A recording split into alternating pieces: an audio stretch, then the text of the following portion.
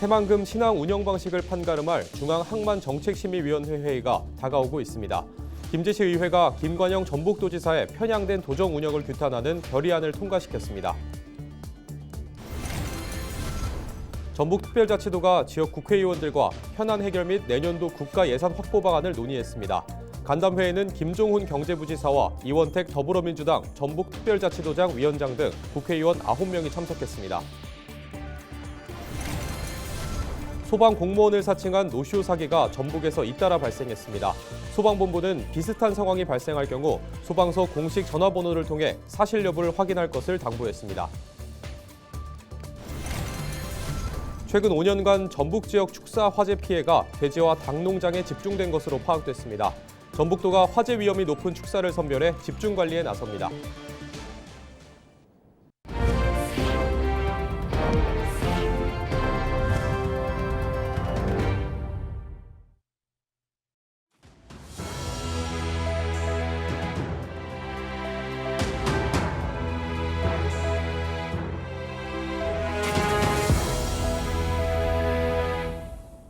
시청자 여러분 안녕하십니까? 헬로티비 뉴스입니다.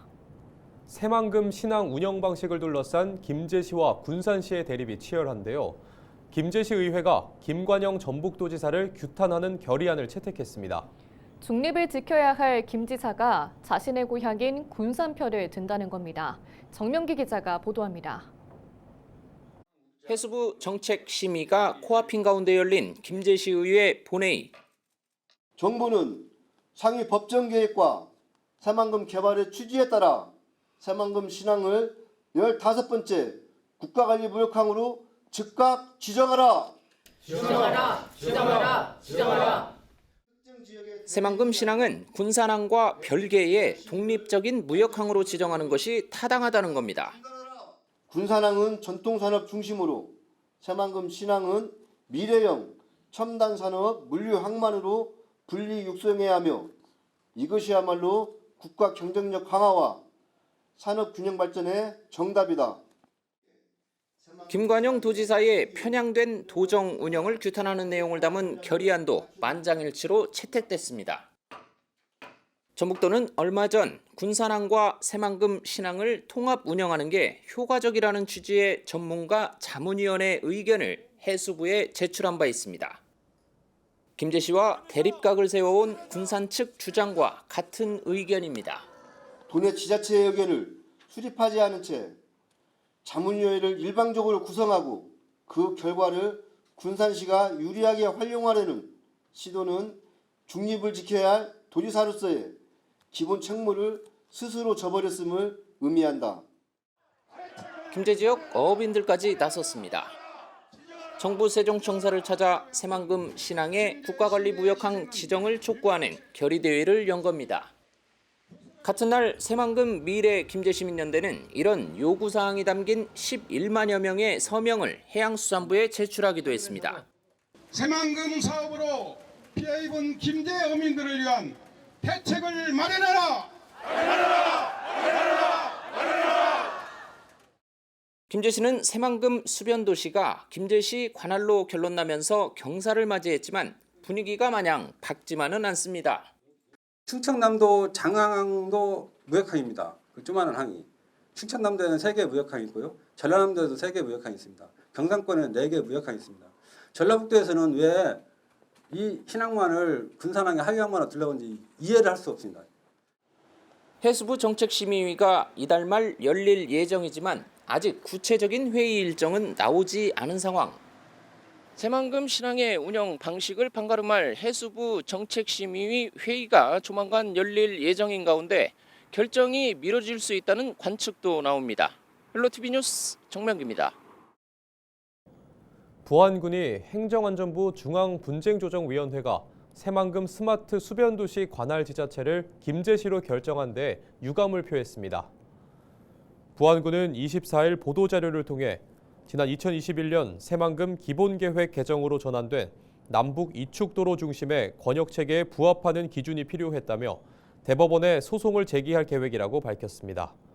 또 권익현 부안군수는 이번 결정이 지역 간 균형 발전이라는 헌법적 가치에도 역행하는 만큼 정당한 절차를 통해 반드시 바로잡겠다고 전했습니다. 전북특별자치도가 24일 지역 국회의원들과 간담회를 열고 현안 해결과 내년도 국가 예산 확보 방안을 논의했습니다.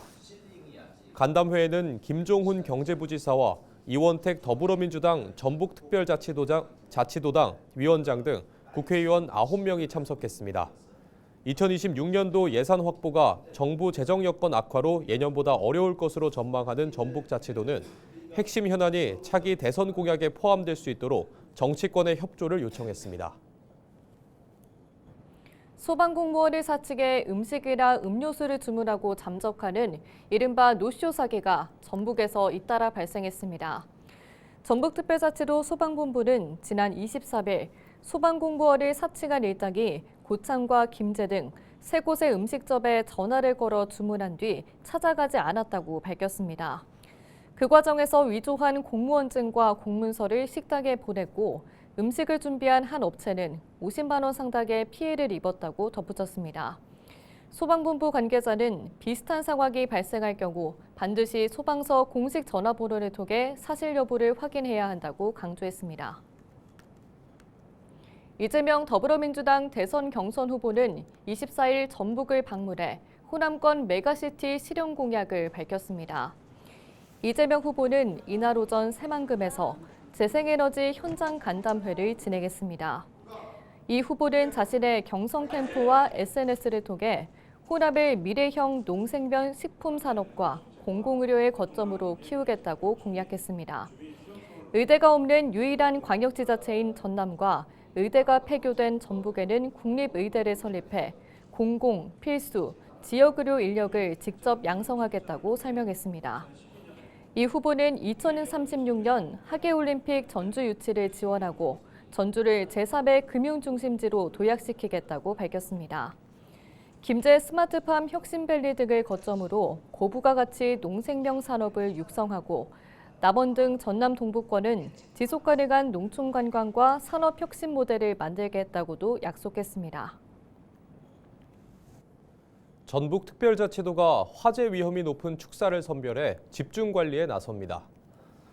전북특별자치도 소방본부는 최근 5년간 축사 화재 피해가 돼지와 닭 농장에 집중된 것으로 파악하고 도내 농장을 전수조사해 화재 위험 등급을 분류했다고 전했습니다.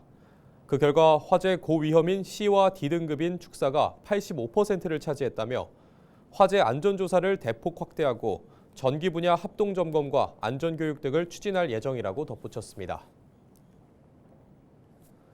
자신이 가르치는 초등학생 8명을 장기간 추행한 방과후 강사가 항소심에서도 실형을 선고받았습니다. 광주고법 전주재판부는 미성년자 위계, 추행 혐의 등으로 기소된 30대 A씨의 항소심 선고 공판에서 검사와 피고인의 항소를 기각하고 징역 6년을 선고한 원심을 유지했습니다. A씨는 지난 2021년 3월부터 2023년 12월까지 초등학교에 다니는 제자 8명의 신체 일부를 만지는 등 추행한 혐의로 기소됐습니다. 항소심 재판부는 부모들이 엄벌을 바라고 있는 점을 고려할 때 원심 선고 이후에 새로운 사정 변경이 있다고 볼 수 없다고 항소 기각 사유를 밝혔습니다. 최근 디지털 산업이 발전하면서 딥페이크를 이용한 성범죄 등 사이버 범죄가 사회 문제로 떠오르고 있습니다. 특히 디지털 기기에 익숙한 10대 청소년들을 중심으로 확산되고 있어 우려가 큰데요. 이 같은 문제를 해결하기 위해 학생들이 직접 나섰다고 합니다. 시나리오를 쓰고 연기까지 하며 숏 드라마를 제작해 사이버 범죄 예방에 나섰다고 하는데요. 드라마 제작 현장을 김호 기자가 다녀왔습니다. 텔레그램의 한 비공개 채널입니다. 딥페이크 음란 합성물을 올려 공유하는 채팅방입니다.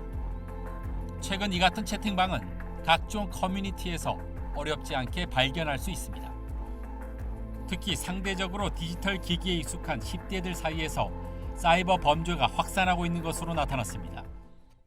실제로 지난해 검거된 딥페이크 피의자 474명 가운데 10대가 381명으로 80%를 넘었으며 10세 이상 14세 미만인 촉법 소년도 15%에 달했습니다.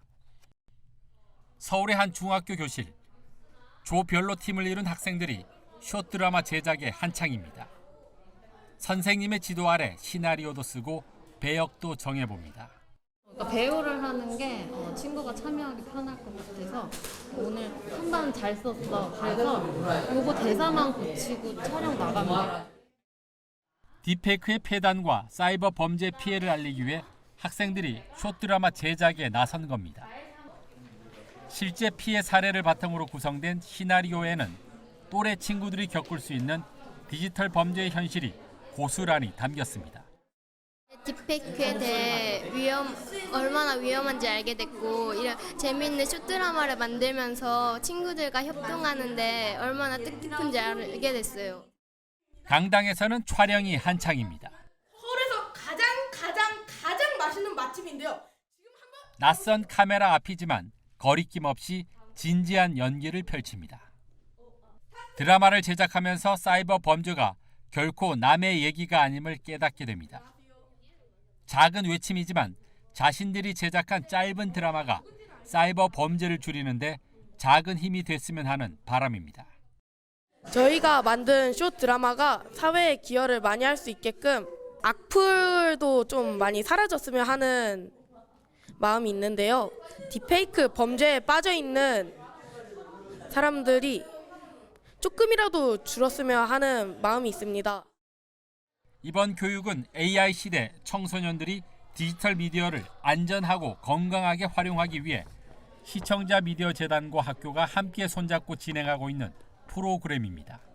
교사가 일방적으로 가르치는 것보다는 아이들이 좀 더 체험하고 또 주도적으로 또 활동을 통해서 이런 미디어의 위험성이라든가 또는 미디어로 인해 발생하는 문제점들을 좀 스스로 깨달으면 어떨까 하는 그런 계기에서 이런 교육을 좀 진행하게 되었습니다.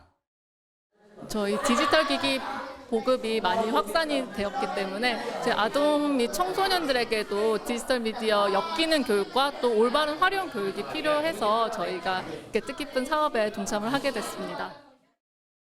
AI의 등장으로 디지털 산업과 함께 관련 범죄까지 급속히 발전하고 있는 시대.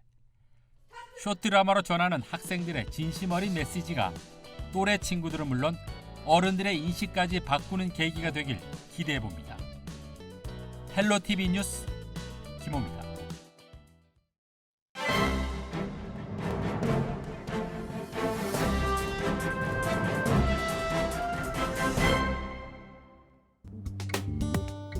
전북일보 기사입니다. 더불어민주당 대통령 후보 경선이 이재명 1강 체제로 굳어지면서 민주당의 심장이라는 호남에서도 역대 최악의 맹탕, 무성의 경선이 벌어지고 있다는 지적이 나오고 있다고 합니다. 호남은 이번 경선을 기준으로 전국 당원 115만 명 중 37만여 명이 밀집한 지역이고 이 중 전북 권리당원은 15만 명 안팎으로 사실상 경선의 흐름을 주도할 수 있는 규모인데요. 충청권, 영남권 순회 경선에서 90%에 가까운 당내 지지를 확인한 이재명 후보가 5% 내외의 득표율을 보인 김동연, 김경수 후보보다 전북 방문에 더욱 적극적인 모습을 보였다고 합니다. 반면 김동연, 김경수 후보의 전북 방문은 고작 1시간 정도로 이마저도 전북 도당 당원들을 만나는 데 그쳤고 전북에 대한 정책 공약이 부실함은 물론 기본적인 성의조차 갖추지 못했다는 비판도 나왔다고 하는데요. 통상적으로 선거에서 약자는 강하게 비판받지 않지만 이번 경선에서 김동연 후보와 김경수 후보는 고민을 하지 않은 흔적들이 전북 지역 공약에 드러나면서 호남 경선마저 형식적 지역 행보 아니냐는 논란에 직면했다고 신문은 전했습니다.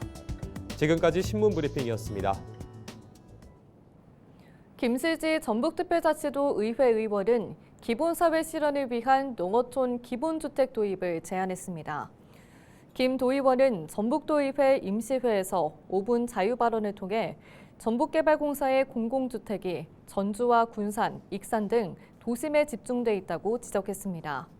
반면 농어촌 지역에는 공공주택이 거의 없어 지역 간 불균형, 불평등 문제를 야기하고 있다고 강조했습니다. 이상으로 뉴스를 마칩니다. 저희는 언제나 지역민 여러분과 함께합니다. 시청해주신 여러분 고맙습니다.